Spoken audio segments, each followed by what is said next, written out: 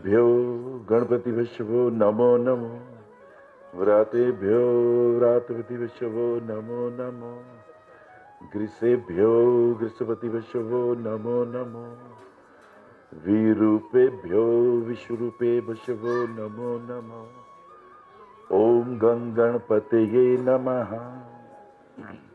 सभी मित्रों का इस भव्य सभा में स्वागत। लेकिन प्रदीप जी ने बुलाया है कि नहीं आना है।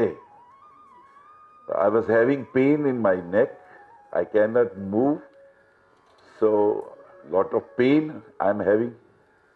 और बोल तो नहीं पा रहा, लेकिन गर्म पानी बहुत पी रहा हूं कि शायद मैं कुछ बोल सकूं। पर प्रदीप जी का प्यार है, दिव्या जी का प्यार है कि नहीं आपको आना है। बड़े सौभाग्य का क्षण होता है जब कोई सुनता है, और उससे भी ज्यादा सौभाग्य का क्षण तब होता है जब कोई बोलता है। श्रोता हो तो वक्ता पैदा हो जाता है, और इतने प्यारे श्रोता, और वो भी साउथ के। आपके तब को नमन करता हुआ मैं आज के विषय पर आता हूं। विषय बड़ा खूबसूरत है, पेरेंटिंग एस्ट्रोलॉजी कैसे ये मदद करती है। कहते हैं ज्योतिष वेदस्य निर्मल चक्षु, वेद का निर्मल चक्षु है। ये बात बड़ी प्रीतिकर हो गई। वेद को समझना हो तो 6 अंग हैं उसको जानने के, जिसमें छंद हैं,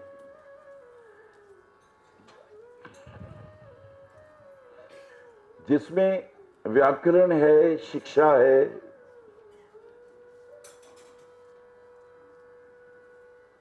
ज्योतिष भी है। इसे निर्मल चक्षु कहा गया है। चक्षु से काम नहीं चला, निर्मल और जोड़ा गया। तो निर्मल क्या होता है?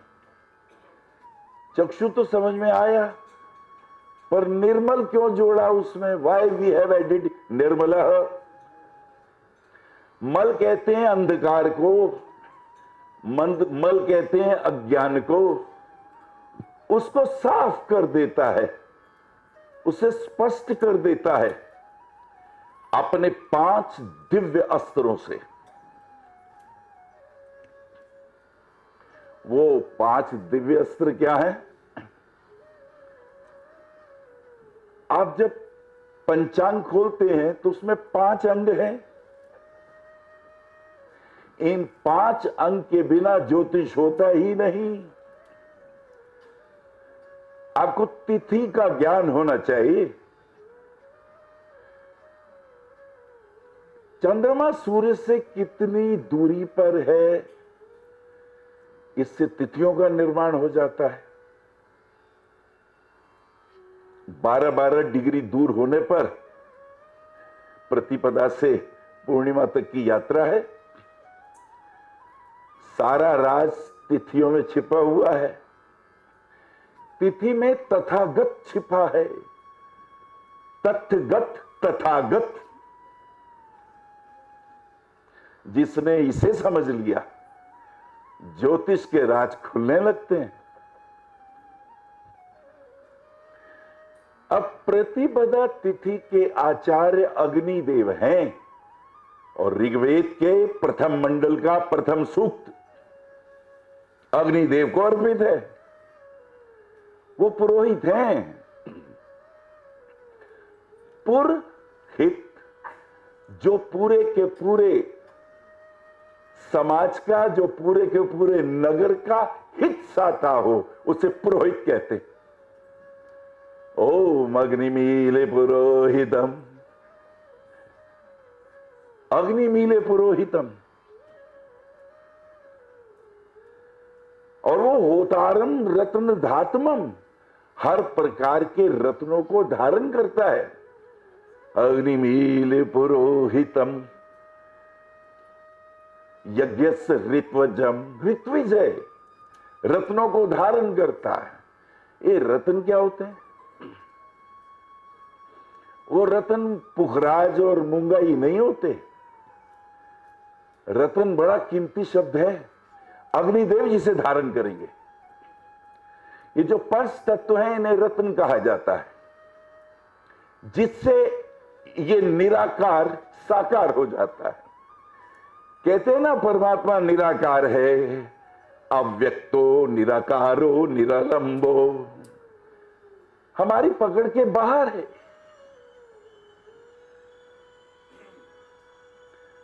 हमारी इंद्रियों की लिमिट है और परमात्मा अनलिमिटेड है। You can not count with your इंद्रिया, अपनी इंद्रियों से अनलिमिटेड को नहीं नाप सकते। आपकी रेंज बहुत छोटी है, उसकी रेंज बहुत बड़ी है। तो उसे जाने कैसे? तो दो ही सूरत हैं, या तो आप अपनी रेंज बढ़ाओ या परमात्मा तुम्हारी रेंज में आ जाए।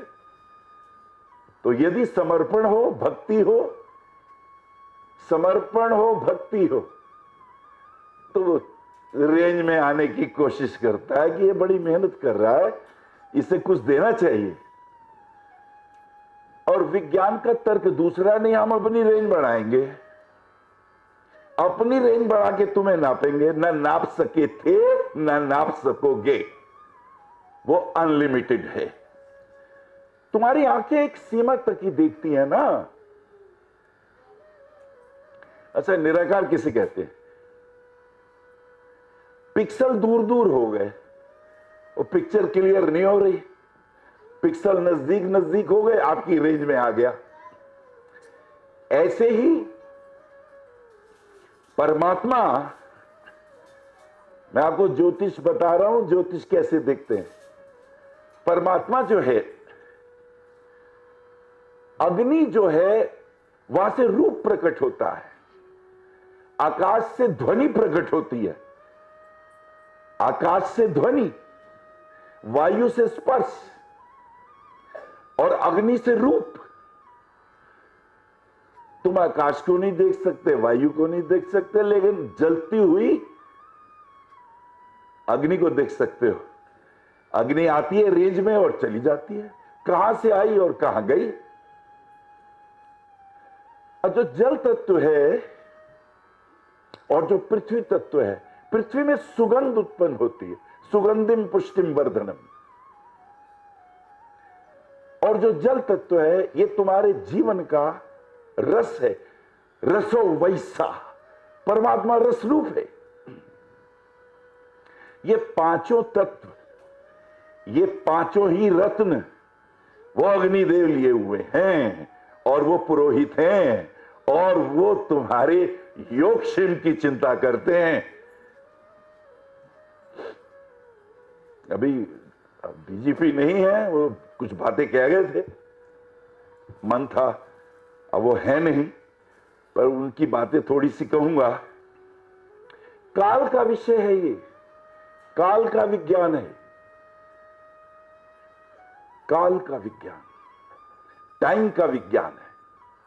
तो तिथि से पता चलता है कि चंद्रमा सूर्य से कितना दूर है।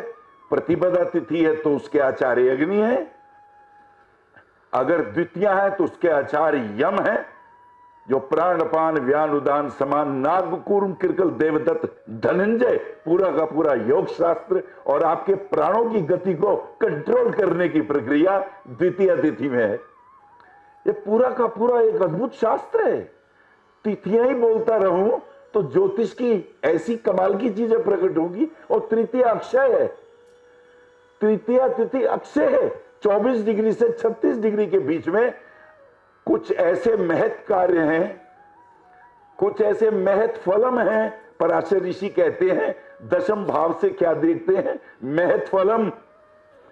कुछ ऐसे महत् कार्य हैं पहले ऋषि यज्ञ करते थे, जो चाहिए वो प्रकट करके दे देते थे। ये पूरी की पूरी प्रक्रिया है।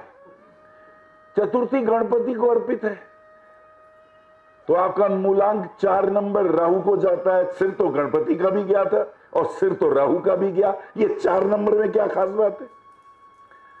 पंचमी तो ऋषियों की और नागों की है, षष्ठी कार्तिकेय की है। जिसे वैज्ञानिक नेस्ला और आइंस्टीन ये कहते हैं, उन्हें पता चला कि कोई पारस पत्थर होता है,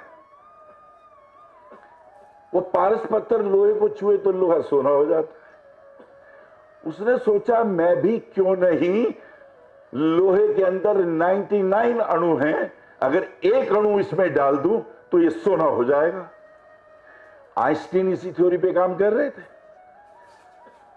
तो वो 100 तो नहीं हुआ, पर उस अणु का विखंडन हो गया, तो परमाणु अदम्य शक्ति उनको उपलब्ध हुई। और वहां उन्होंने देखा वहां 3 कण हैं। डीजीपी साहब बोल के गए थे अभी, 3 6 6 3, वो कुछ बोल रहे थे।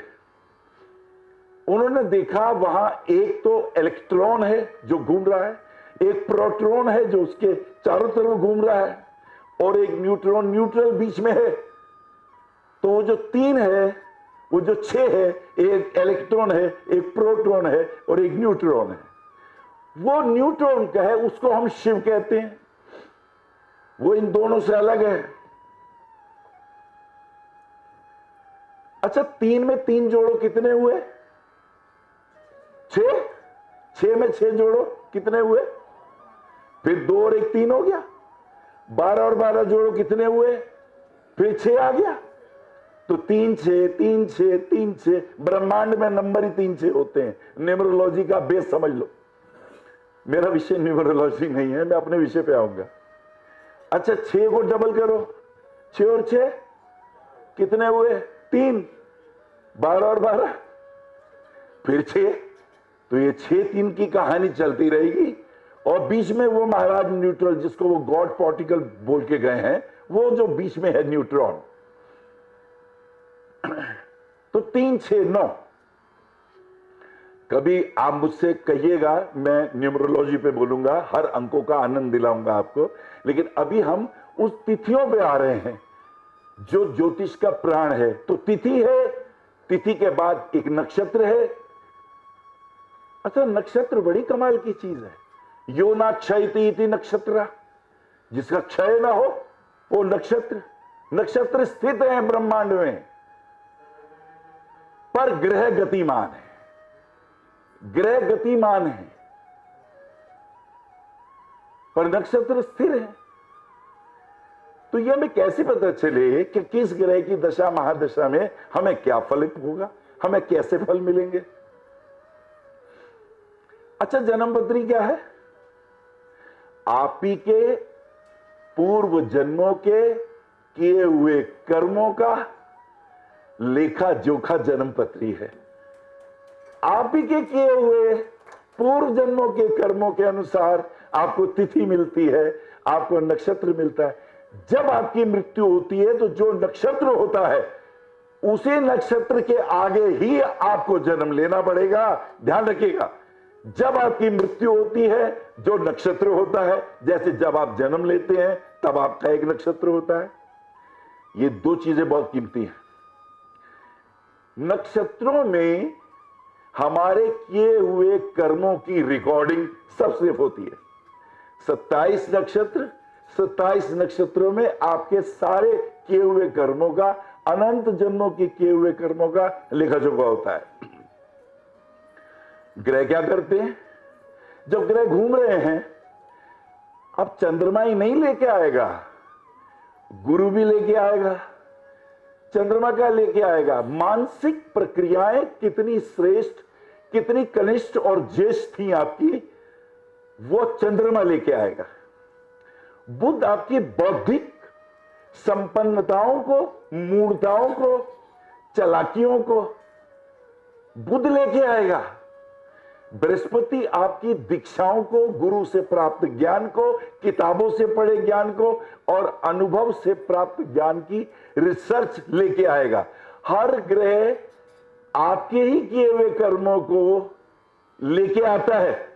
शुक्र रूप, ऐश्वर्य, सौंदर्य, विवाह के प्रसंग, प्रेम के प्रसंग, शरीर में वीर के प्रसंग, रज के प्रसंग, निषेकम के प्रसंग, आपने जब जब विवाह किया, कब कब आपने संबंध बनाए, उन सबकी रिकॉर्डिंग शुक्राचार्य के पास है। शनि के पास दुख सुख की अनुभूतियां हैं। अब हर ग्रह ऐसा समझो पोस्टमैन है। 27 नक्षत्रों के पास आपका किया हुआ अनंत जन्मों का कर्म रिकॉर्ड रूम में रखा हुआ है। और ये ग्रह क्या करते हैं? 9 ग्रह अपने अपने टेस्ट के अनुसार वो चिट्ठियां चुन लेते हैं, भाई ये मैंने ले लिया, ये तुमने ले लिया, ये हमने ले लिया। और गोचर में जब आपके ऊपर दशाएं महादशा चलती है, प्राप्त में कब होगा? गोचर का ग्रह जब आता है, ध्यान से सुनिएगा, यहां हम गलती करते हैं। गोचर का ग्रह जब आता है तो हरकारा पोस्टमैन आपके मोहल्ले में आया है, अभी आपके पास नहीं आया है, आपके पास नहीं आया है, उसके पास आपके कर्मों का रिकॉर्ड सब कुछ है। जब दशा अंतरदशा आएगी, दशा अंतरदशा जब उस ग्रह की आएगी, वो ठीक आपके घर के बाहर आके बेल बजाएगा और आपके कर्म आपको अर्पित कर देगा। कैसे हमें कर्म फल मिलते हैं ग्रहों से? अच्छा, इनकी भी बड़ी अजीब प्रक्रिया, वक्री ग्रहों की अलग चाल है। जो ग्रह वक्री हैं, मुझसे भी रात एक मित्र ने प्रश्न पूछा, गुरुजी वक्री ग्रह शुभ होते हैं कि अशुभ? सुनना चाहेंगे? यूं तो आप ज्ञानी हैं,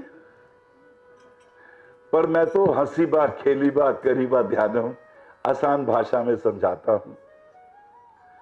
अच्छा, आपके घर में कोई आपके मित्र आए, आपके पास बैठे, चाय कॉफी पिए और चले जाए, और थोड़ी देर बाद वो फिर आ जाए, तो आपको कैसा लगता है? अच्छा या बुरा? बोलो, अरे हाथ उठाओ। आपका मित्र आपके घर आया है, आपकी प्रेमिका आई है आपके घर, आपके पिताजी आए हैं, आपके भैया आए हैं, वो आपको मिल के गए हैं, आपने उनकी तारीफ करी, चाय पानी पिलाई, और फिर लौट के आ गए। आपको अच्छे लगते हैं बुरे? अभी बुरे कैसे लगते हैं भाई, ये बता। तेरी गर्दन पकड़ी क्या उन्होंने? तुम्हारी बेइज्जती कर दी क्या? क्या किया उसने, बताओ। अरे वापस आते हैं तो हमें शुभता ही देते हैं। और अगर कोई कर्जा मांगने वाला आया, अगर कोई तुम्हें धमकाने वाला आया, पैसों की किस्त लेने वाला आया, तो तुम बचोगे ना उससे। ये आ गया, बचो। अगर ये वक्री होके दोबारा फिर आ जाए तो हमें भय पैदा होता है। क्रूर ग्रह जब वक्री होते हैं तो हमें भय देते हैं, हमें कष्ट देते हैं, हमें तकलीफ। मोटे मोटे सिद्धांत याद करो ना, इतनी टेंशन काहे को ले रहे हो? सिंपल सिंपल बात सोचो। मित्र दोबारा आए अच्छा लगता है, शत्रु दोबारा आए अच्छा नहीं लगता, बुरा लगता है। ठीक है? और इसमें एक चमत्कार और है। वक्री ग्रह की दशा अंतरदशा चल रही हो और उसमें राहु का अंतर आ जाए, क्या आ जाए? या राहु की महादशा चल रही हो और किसी ऐसे ग्रह का अंतर आ जाए जो तुम्हारा मित्र है, जो शुभ है, तो क्या होगा? डबल अच्छा होगा। वक्री ग्रह, जो तुम्हें पद नहीं मिला, जो तुम्हें प्रतिष्ठा नहीं मिली, जो तुम्हें जॉब नहीं मिली, जो तुम्हें मिलना चाहिए था, वो वापस लाके आपको देता है, ब्याज समेत देता है। वक्री ग्रह की दशा में, वक्री ग्रह की अंतरदशा पुराने किए हुए कर्मों को, पुराने किए हुए शुभ चीजों को हमें वापस करती है। लेकिन ये याद रहे, वो ग्रह शुभ होना चाहिए, शुभ स्थानों में होना चाहिए, त्रिकोण का स्वामी होना चाहिए, केंद्र का स्वामी होना चाहिए। तो क्या होगा? हमें लाभ होगा, अचानक लाभ होगा। एक बच्चा पैदा हुआ, पता चले नाना जी मर गए और उन्होंने अपनी प्रॉपर्टी उसके नाम लिख दी। उसने तो कोई कर्म किया ही नहीं था और अचानक उसे ब्याज समेत लाभ हो गया। आनंद आया नहीं? बताओ। अरे जोर से तो बोल नहीं रहे, ऐसे बोल रहे हो हल्के हल्के। जोर से बोलो, पता चले मुझे आप इंजॉय कर रहे हैं कि नहीं कर रहे इस चीज को। ये आपको अनुभूत सूत्र दे रहा हूं, किताबों में तो लिखे हैं, पर गारंटी से कहने की ताकत तब आती है जब आपके जीवन में होके गुजरे। सूत्र वही प्रमाणित होते हैं जो आपके जीवन में गुजर जाएं। किताबों में तो बहुत सी बातें लिखी हैं, तुम किताबों के उन चक्करों में मत पड़े रहना। जो तुम्हें बताया इसको एंजॉय करो, इससे तुम्हें उसका लाभ पता चलेगा। तो तिथि, नक्षत्र, वार, योग और करण, ये 5 अंगों का ज्ञान ज्योतिष विज्ञान होता है। मूल विषय पे आ रहा हूं, पेरेंटल एस्ट्रोलॉजी और वो जो बच्चे पैदा होते हैं जिससे माता पिता कष्ट पाते हैं। देखिए एक छोटा सा सूत्र दे रहा हूं। विवाह होता है, विवाह के बाद पति पत्नी जब प्रथम रात्रि को मिलते हैं उसे निषेकम कहते हैं। कोड वर्ड है ये, निषेकम, मिलना कहते हैं। अगर आपको यह पता चल जाए कि हमें जब हमारी पत्नी, हमारी बेटी पत्नी जब वो ऋतु काल में होगी तो कौन सी रात्रि में मिलना चाहिए, इससे कौन सी संतान पैदा होगी, रावण पैदा होगा, कुंभकर्ण होगा, मेघनाद होगा, दुशासन होगा, या कोई रामानुजम होगा, या कोई महान ज्योतिषी हो जाएगा, या कोई डॉक्टर होगा। ये तिथियों में ही तो तथागत तथ्य छिपा हुआ है। तो शास्त्र कहते हैं मोटा मोटा, छठी तिथि को यदि पति पत्नी मिलेंगे तो कार्तिकेय के समान बलवान योद्धा पैदा होगा। छठी तिथि को, छठी अष्टमी को मिलेंगे तो वो मातृपितृ भक्त होगा। दशमी को मिलेंगे धनाढ्य होगा, योग का आचार्य होगा। 12वीं तिथि को मिलेंगे सूर्य के समान तेजस्वी होगा, राजकुमार होगा, राजा के कुल में और ऊंची ऊंची पद प्रतिष्ठा को पाने वाला होगा। चतुर्दशी तिथि को मिलेंगे तो उसके अंदर योग भी होगा, वैराग्य भी होगा, वो योगी भी होगा। और अगर 15वीं तिथि को मिलते हैं तो उसके अंदर दिव्य तेज होता है, पितरों का तेज होता है। और 16वीं तिथि को मिलते हैं तो उसके पास रूप, यश, धन, वैभव और संपदा आती है।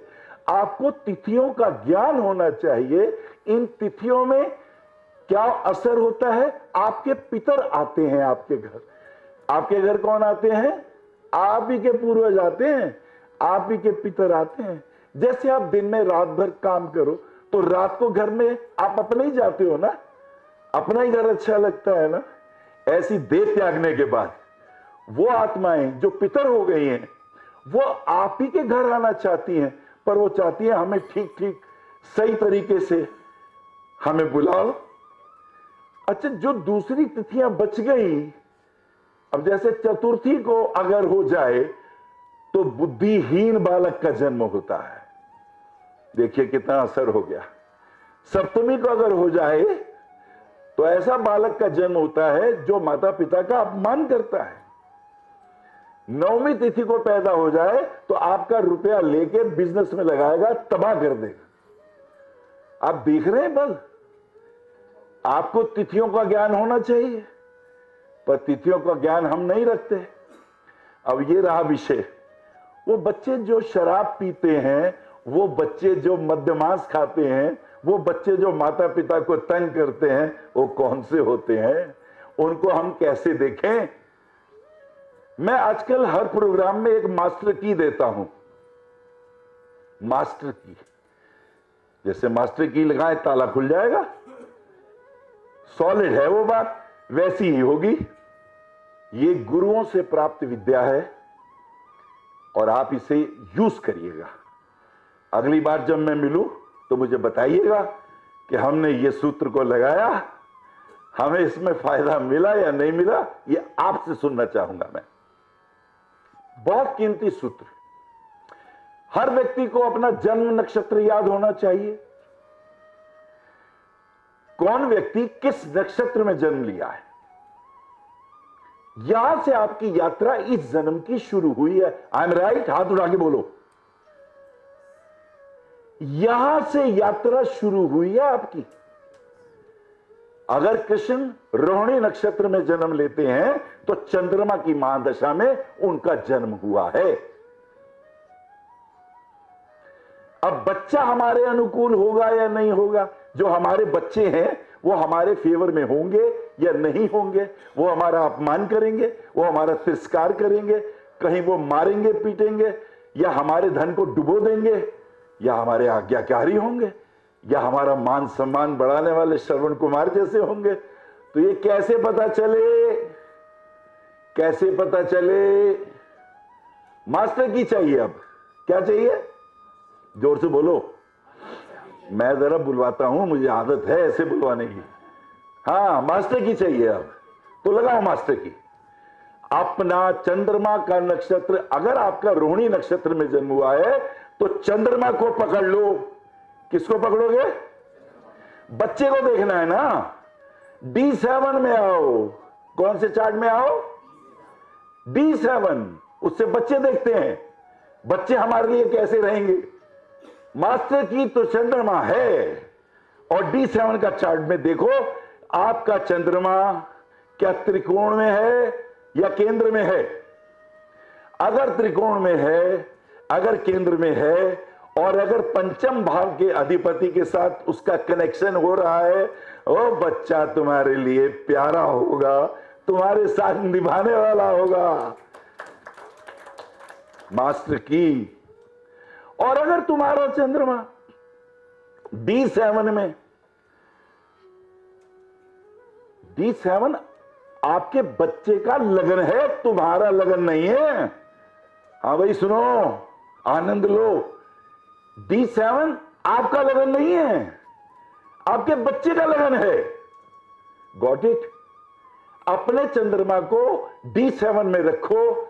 अगर वो छठे, आठवें, 12वें में है, अगर वो त्रिक भाव में है, अगर वो तीसरे भाव में है, राहु मंगल शनि द्वारा एस्पेक्टेड है, वो बच्चा चैलेंज करेगा, वो बच्चा आपको दुख देगा, कष्ट देगा। उसके साथ आपको बड़े प्यार से डील करना है, उसके साथ लड़ाई झगड़ा नहीं करना, प्यार से हैंडल करना है, क्योंकि बच्चा तो हमारा है। मास्टर की कैसी लगी जी? बोलिए।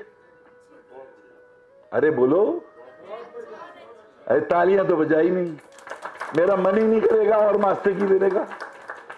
मेरे पास 250 मास्टर की हैं और मैं हर जगह एक मास्टर की देता हूं। अब वो बच्चा जो ये शराब और नशे की हालत में हो रहा है, तो याद रखिए D7 का मध्य सप्तांश में जो बच्चा पैदा होगा वो माता पिता के लिए चैलेंज बनेगा, वो उसे दुख देगा, वो उसे कष्ट देगा। D7 में पंचम भाव 4.17 डिग्री। अगर आप 30 डिग्री को 7 भागों में डिवाइड करोगे तो 4.17 आएगा। 4 अंश 17 कला। 4 अंश 17 कला को 5 बार जोड़ो तो जो छठा सप्तांश बनेगा, जो 5वां सप्तमांश बनेगा, वो मध्य सप्तमांश होता है। उस डिग्री में अगर बच्चे का जन्म हुआ, यानी 21.45 के आसपास और 25 के बीच में आएगा। अगर आपका पंचमेश इतनी डिग्री का है तो वो D7 के मध्य सप्तमांश में पैदा हुआ है। ये बच्चा आपको चैलेंज करेगा, ये शराब भी पिएगा, ये हर प्रकार के कुकर्म करेगा, आप जो मर्जी कर लो। और अगर लास्ट में हुआ है 27 से 30 के बीच में, वो गंगा जल है, वो बच्चा श्रवण कुमार की तरह होगा, वो आपकी इज्जत करेगा, आपकी मान मर्यादा रक्षा करेगा। ये भी मैंने बोला हुआ है, ये भी आप देखो, ये मास्टर की है जिससे हमें पता चलता है। और मोटे तौर पे अगर तुम ये कहो जी गुरुजी लगन कुंडली से बता दो, सीधी सीधी बात, तो लगन कुंडली से देखो जरूर, लेकिन D7 भी देखो। ऐसे ही अगर आपकी पत्नी के साथ संबंध कैसे बनेंगे, आपकी पकड़ो उस राशि को जिस नक्षत्र में आपका जन्म हुआ है। मान लीजिए मृगशिरा में नक्षत्र में जन्म हुआ है, तो आपका स्वामी कौन हुआ? मंगल।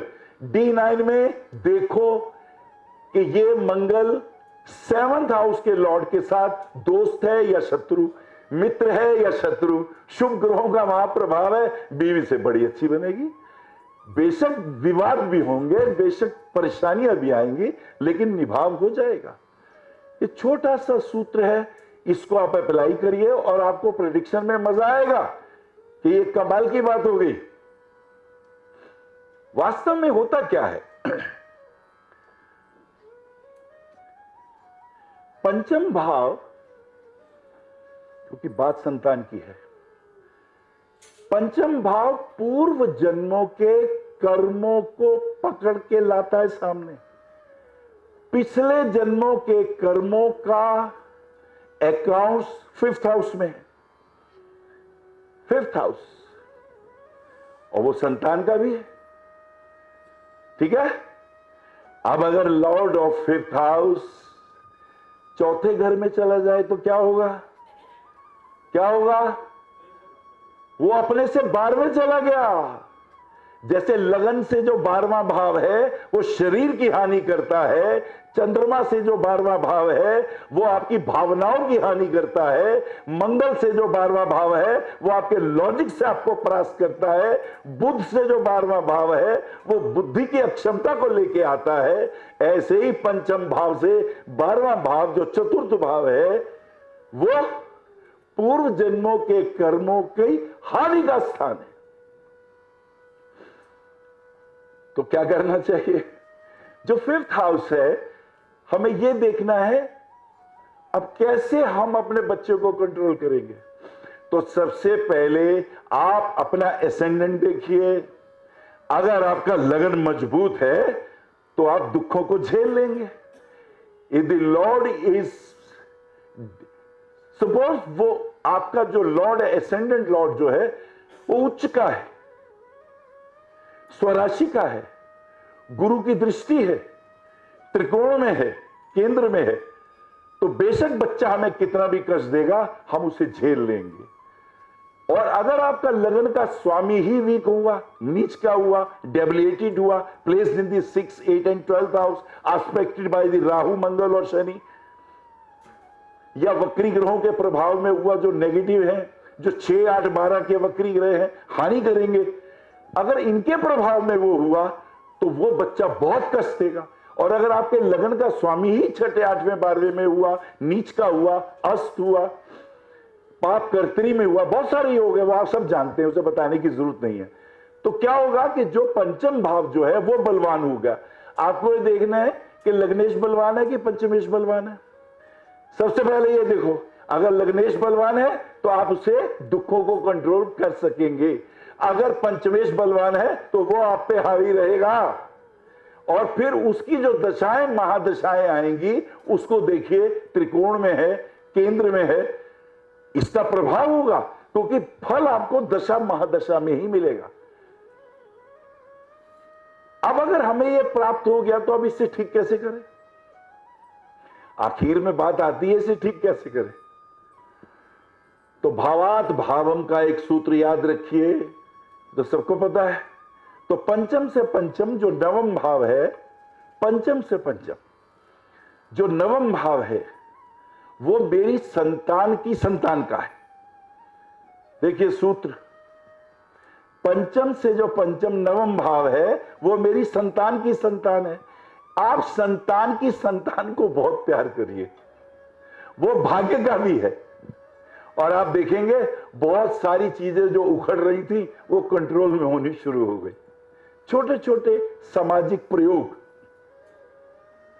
और ये सच है कि अगर चतुर्थ भाव का स्वामी नीच का हो, चंद्रमा नीच का हो, तो मन के हारे हार हैं। चंद्रमा मन को पकड़ेगा। लग्नेश देह की पुष्टि करता है, आपकी देह में कितना बल है, इम्यूनिटी कितनी है, वो लगन अधिपति बताएगा। चंद्रमा आपकी भावनाओं को, अगर वो नीच का है तो उसका प्रभाव डिप्रेसिव है, अगर वो उच्च का है तो डिप्रेशन के एटीट्यूड को भी कंट्रोल करने की उसके पास क्षमता है। 3 चीजें बड़ी महत्वपूर्ण है। अगर किसी का लगन अधिपति उच्च का हो, केंद्र और त्रिकोण में हो, तो देह बल प्राप्त हो गया। अगर किसी का सूर्य उच्च का है, लगन में है या त्रिकोण में है, तो ऐसा व्यक्ति की आत्म तेज होता है, उसके अंदर उसकी वाणी में ओज होता है, वो जो बोलता है तो उसके अंदर तर्कनिष्ठा आती है। और अगर चंद्रमा उच्च का है तो वो मन से भी बलवान है। ऐसा व्यक्ति कितनी ही घोर विपत्तियां आए, कितना ही कष्ट आए, वो उससे बाहर निकलने की सामर्थ्य रखता है। और आखिर में वाणी को विराम देने से पहले एक कीमती बात जरूर कहूंगा। गॉड पार्टिकल कैसे काम करता है? वो जो 3 और 6 बताया था, इलेक्ट्रॉन ब्रह्मा जी और प्रोटॉन विष्णु जी और न्यूट्रॉन शिव जी, ये जो शिव जी बैठे हैं ना, ये देवाधिदेव महादेव है। इनके पास बहुत ताकत है, ये विष को पचा लेंगे, ये कुछ भी कर देंगे। इनके पास खूबी क्या है? इन्होंने छठा भाव साध रखा है। कौन सा भाव साधा हुआ है? जोर से बोलो। यही तुम्हें साधना है। छठे भाव से काम, छठे भाव से क्रोध, छठे भाव से लोभ, छठे भाव से मोह, छठे भाव से अहंकार, छठे भाव से ईर्ष्या। ये 6 रिपु हैं, षड रिपु 6 हाउस से ही देखे जाते हैं। तो काम को अकाम में बदलना है, क्रोध को क्षमा में बदलना है, लोभ को दान में बदलना है, मोह को वैराग्य में बदलना है, और अहंकार को समर्पण भक्ति में बदलना है, और ईर्ष्या को प्रेम में बदलना है। तो ये छठा भाव सद गया। जैसे ही ये सदा, कुंडली के सारे भाव आपको हाथ जोड़ के प्रणाम करेंगे। और अपने इष्ट देव का हमेशा स्मरण रखिए।